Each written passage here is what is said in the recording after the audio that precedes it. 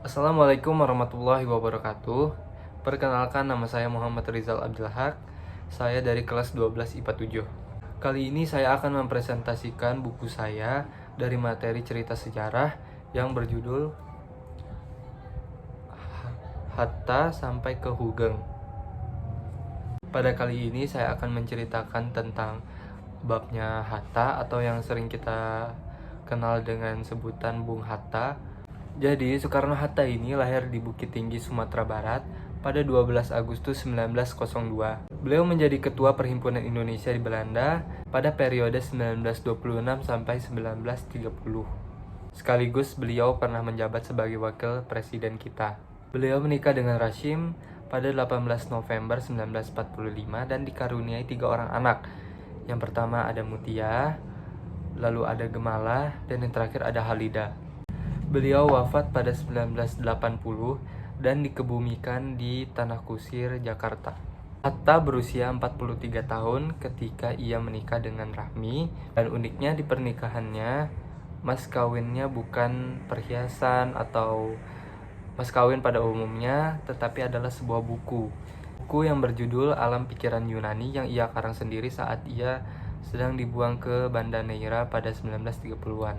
Mutia selaku anak dari Bung Hatta pun terkejut saat diceritakan.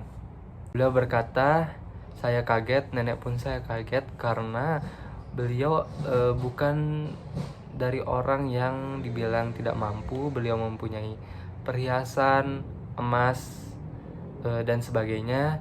Tapi mengapa harus buku?"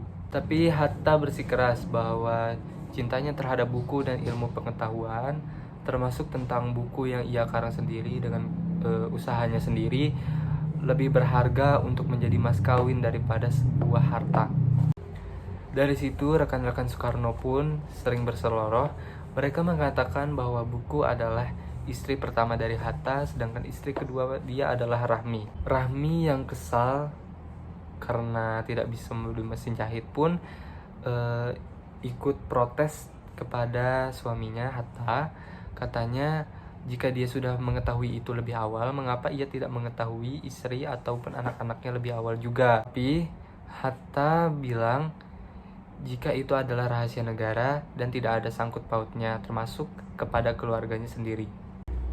Akhirnya Rahmi dan putri-putrinya memahami sikap Hatta, dan itu adalah menjadi sebuah pelajaran juga terhadap istrinya, anak-anaknya, dan termasuk juga kita yang membaca kisah ini. Nah, tadi sudah di spoiler sedikit tentang Hatta yang sang pencipta buku. Setelah meletakkan jabatannya sebagai wakil presiden karena ketidakcocokan garis politik dengan Soekarno, bahkan putri dari Hatta, Mutia ini mengatakan ia bisa menghabiskan 6-8 jam hanya untuk bukunya, ataupun menulis buku juga.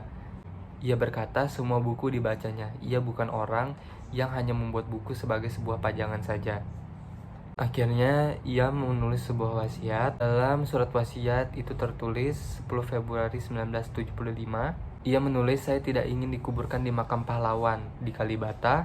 Saya ingin dikuburkan di tempat kuburan rakyat biasa, di tempat yang ia perjuangkan." Sekian dari saya, terima kasih. Maaf bila ada kesalahan kata atau kesalahan yang ada dalam video ini. Terima kasih untuk waktunya yang sudah menyaksikan. Assalamualaikum warahmatullahi wabarakatuh.